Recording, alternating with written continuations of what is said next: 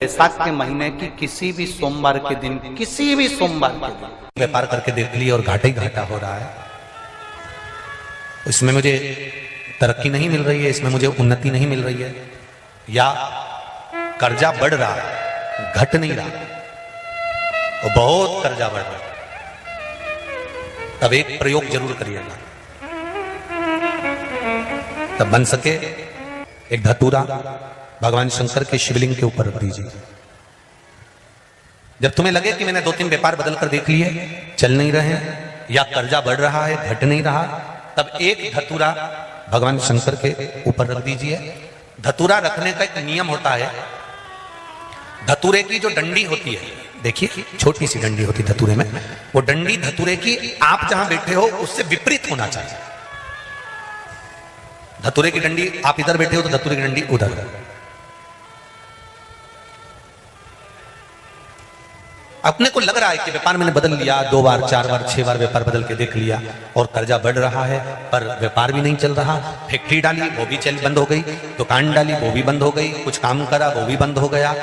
जहां संबंध के लिए जाते हैं संबंध नहीं होता है, बेटा बेटी बड़े हो गए, उनका कहीं जम नहीं रहा, बहुत प्रयास करके देख लिया पर हो नहीं रहा, तो धतूरे को रखिए पर डंडी विपरीत दिशा की ओर हो और एक लोटा जल धीरे धीरे उसी धतूरे के ऊपर आप चढ़ाना प्रारंभ कर दीजिए जो शिवलिंग के ऊपर रखा हुआ। महाराज हाटकेश्वर महादेव का नाम लेते, कौन से महादेव, जम के बोलो जरा, हाटकेश्वर महादेव का नाम लेकर जो जल समर्पित करा जाता है और उस जल को समर्पित करने के बाद उसी धतूरे को वापस घर में ले आया जाता है, वापस लिया। उसके बाद तुम जिस कार्य में हाथ डालोगे और जो कार्य करना चाहोगे उसमें सफलता मिलना चालू हो जाएगी और कर्जा भी धीरे धीरे चूकना प्रारंभ हो जाएगा। संबंध नहीं। बैसाख के महीने की किसी भी सोमवार के दिन पार्थिव शिवलिंग के निर्माण का, और उसमें एक बात कही गई कि जब संसार का मनुष्य मृत्यु लोक में रहने वाला मानव, मृत्यु लोक में रहने वाला मनुष्य मिट्टी के शिवलिंग का निर्माण करता है, पार्थिव शिवलिंग का निर्माण करता है, और जिस घर में पार्थिव शिवलिंग का निर्माण होकर उसकी पूजन होती है, घर का सदस्य उस पर अगर एक बूंद जल समर्पित कर देता है तो जितने घर के सदस्य होते हैं उस पार्थिव शिवलिंग के निर्माण को करने वाले होते हैं, पूजन करने वाले होते हैं, उनको 6 महीने तक किसी बड़ी बाधाओं को झेलना नहीं पड़ता, वो दुख अपने आप कट जाता है। पार्थिव शिवलिंग का निर्माण बैसाख महीना। मेरी जीजियों 2 चीजें बड़ा स्मरण में रखिएगा। एक, बैसाख महीने में मट्टी के पात्र का जल प्रयास करना। बैसाख के महीने में मिट्टी के पात्र में जो रात्रि भर जल रखा हो, मिट्टी के पात्र में, अगर आपके पास में घड़ा हो, हंडा हो, नी हो, तो दिया हो, दीपक हो, कुल्लड़ हो, कोई भी तुम्हारे पास में जो मिट्टी का पात्र उसमें जल भरना। वो जल बैसाख के महीने की किसी भी सोमवार के दिन बैसाख महीने या किसी प्रदोष के दिन या बैसाख महीने के शिवरात्रि के दिन वो मिट्टी के पात्र का जल अपने घर के प्रत्येक व्यक्ति का स्पर्श कराकर उस मिट्टी के पात्र के जल को तांबे के पात्र में डाल लीजिए और घर के प्रत्येक व्यक्ति का स्पर्श करा लीजिए और शंकर भगवान पर कुंदकेश्वर महादेव के नाम से समर्पित करिए। कुंदकेश्वर महादेव। कभी जीवन में पीछे पलट कर देखने की जरूरत नहीं पड़ेगी, आप उन्नति की सीढ़ी की ओर बढ़ते चले जाओगे। बैसाख महीने में मट्टी के पात्र का जल भगवान शंकर को समर्पित होना चाहिए, उसका सुख हमारे जीवन को एक आनंद फल प्रदान। बैसाख के महीने में तो आपको अगर शरीर में कहीं पथरी भी आ गई है ना, कहीं नेत्रों में अगर ज्योति कमजोर पड़ रही है, जाले पड़ने लगे, चश्मा बढ़ने लगा, रात को आंखों में जलन होने लगी, रात को नींद नहीं आ रही है, तो बैसाख के महीने में जो दुर्वा होती है इस दुर्वा को तोड़ लाओ। जहां पर अशुक सुंदरी का स्थान होता है, जहां पर अशुक सुंदरी का जो स्थान होता है, उस अशोक सुंदरी के स्थान पर उस दुर्वा को रख दो और कुंदकेश्वर महादेव का नाम है। कौन से महादेव का नाम लेना है? कुंदकैश्वर। उस दुर्वा को उठा कर लिया। बैसाख के महीने में कोई भी तिथि, कोई भी दिन, कोई भी वार आप बैसाख के महीने में कर सकते हो। उस दुर्वा को लेकर आओ, लगभग 20-25 दुर्वा लेना, उसको लेकर आइए। सुबह सुबह कुंदकैश्वर महादेव का नाम लेकर उसको खाना प्रारंभ कर दीजिए। एक दुर्वा रोज खाओ। जो पथरी है या नेत्रों में तकलीफ है या कोई ना कोई रात्रि को नींद नहीं आना, बेचैनी हो जाना, घबराहट होना, धीरे धीरे धीरे धीरे 20 दिन की वो दुर्वा है, 20 दुर्वा एक एक दिन खाना चालू करो। 4 या 5 दिन लगेंगे, अपने आप आपको कोई गोली खाने की जरूरत नहीं पड़ेगी, नींद अपने आप आना प्रारंभ हो जाएगी और बेचैनी। अशोक सुंदरी वाली जगह पर दुर्वा समर्पित कर कर कुंदकैश्वर महादेव का नाम लेकर, कौन से महादेव? कुंदकैश्वर महादेव का नाम। शिव सुख क्या है?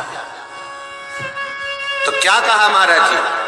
भगवान शिव कहते हैं, अरे पार्वती, 1000 अश्वमेध यज्ञ में अग्नि कुंड के अंदर पूर्ण आहुति पर जो गोला समर्पित किया जाता है और एक बेल, एक बीला बैसाख महीने में जो मुझे समर्पित कर देता है, उसको 1000 अश्वमेध यज्ञ का पुण्य फल प्राप्त हो जाता है।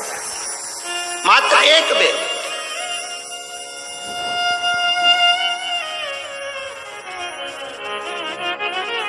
बहुत अच्छे से समझना महाराज, फिर समझ लीजिए। केवल सारे शिवलिंग में एक नर्मदेश्वर महादेव ऐसे होते हैं जिन पर कुछ भी चढ़ाओगे तुम खा सकते हो। भगवान को अगर भोग लगाया तो तुमने खा लिया। भगवान के शिवलिंग को अगर कोई वस्तु टच हो गई तो तुम पा सकते हो। मिठाई हो, चूरमा हो, लड्डू हो, पेड़ा हो, गुलाब जामुन हो, इमरती, भजिया, पकोड़ा, फल फ्रूट जो भी होगा वो पा सकते हो। पर नर्मदेश्वर शिवलिंग को छोड़कर शिव महापुराण के अंतर्गत विद्धेश्वर संहिता में लिखा हुआ है कि बाकी के जितने शिवलिंग होंगे उसको अगर कोई वस्तु टच हो गई तो वो खाने के लायक नहीं रहती, वो सांसारिक मनुष्य नहीं खा सकता। शंकर के मंदिर का प्रसाद संसार का मनुष्य उसको ग्रहण नहीं कर सकता। उसको केवल बैरागी, त्यागी, जिसने घर छोड़ दिया, परिवार छोड़ दिया, अपने कुटुंब कबीले को छोड़ दिया, केवल वही पा सकता है। ये शिव महापुराण की विद्धेश्वर संहिता कर रही है।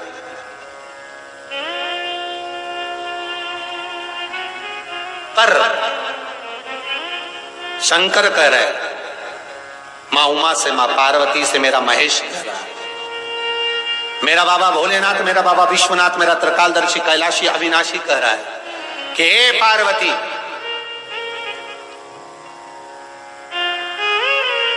एक बीला, एक बेल जो मुझे समर्पित करता है और समर्पित करने के बाद उस बेल की महत्वता देखिए, जो बैसाख महीने में बाबा शंकर को जो चढ़ाया जाता है और 1000 अश्वमेध यज्ञ का पुण्य फल हम प्राप्त कर लेते हैं मात्र एक फल चढ़ाकर, मात्र एक फल चढ़ाकर।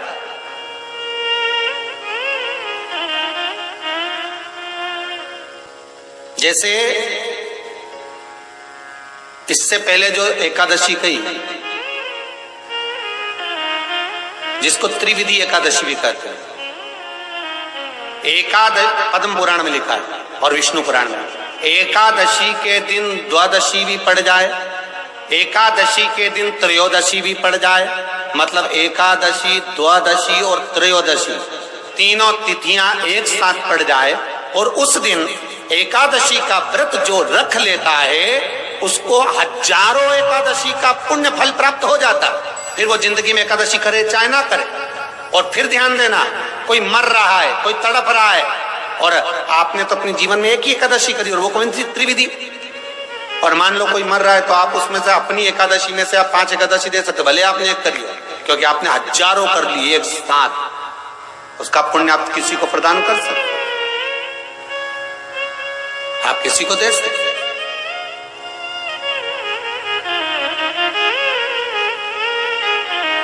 उसी तरह हे पार्वती, संसार का मनुष्य जब मुझे वो बेलपत्र समर्पित कर, वो बेल का फल समर्पित करता है, पार्वती वो फल जो मुझे चढ़ता है, फिर मैं भले नर्मदा के जल से निकला हुआ कंकर शंकर क्यों ना हूं, फिर चाहे मैं गंगा के जल से निकला हुआ कंकर शंकर क्यों ना हूं, चाहे फिर मैं यमुना के जल से निकला हुआ कंकर शंकर क्यों ना हूं, चाहे मैं सरयू के जल से निकला हुआ कंकर शंकर क्यों ना हूं, चाहे मंदाकिनी के जल से निकला हुआ कंकर शंकर क्यों ना हूं, हे पार्वती फिर जो भी शिवलिंग पर वो बेल समर्पित होता है वो बेल उठाकर जीव अपने कार्य में ले सकता है। ये माँ उमा से कह रहा है। तो उस बेल की महत्वता जानेंगे। अब अपन उस बेल को जानने के लिए वापिस स्कंद पुराण में चले तो स्कंद पुराण में लिखा हुआ है कि जो बेल बैसाख के महीने में शंकर को चढ़ाया जाता है वो बेल का फल उठाकर रख लिया जाता है। बैसाख के महीने में उस चढ़े हुए, बाकी का आपको बेल का फल खाना हो तो बात दूसरी, पर चढ़ा हुआ जो बेल का फल है वो पूरा बैसाख नहीं खाना। बैसाख के बाद में अगला जो महीना आए उस महीने के अंदर उस फल के अंदर का गुर्दा निकालकर उसको सुखा लीजिए और सुखाकर जिस व्यक्ति को पत्थरी की बीमारी हो और जिस व्यक्ति को पेट में बहुत भोजन पचता ही नहीं है, पूरा शरीर पाचन क्रिया बेकार हो गई, उस व्यक्ति को केवल 7 दिन तक शंकर पर चढ़ा हुआ वो बेलपत्र प्रदान कर दीजिए। पत्थरी भी बाहर और पाचन क्रिया भी ठीक, जिंदगी भर तकलीफ नहीं। उस बैसाख में उस फल की इतनी महत्वता बाबा भोलेनाथ स्कंद पुराण, लिंग पुराण, नर्मदा पुराण, पद्म पुराण के अंतर्गत, शिव महापुराण के अंतर्गत वर्णन कर उसकी महत्वता।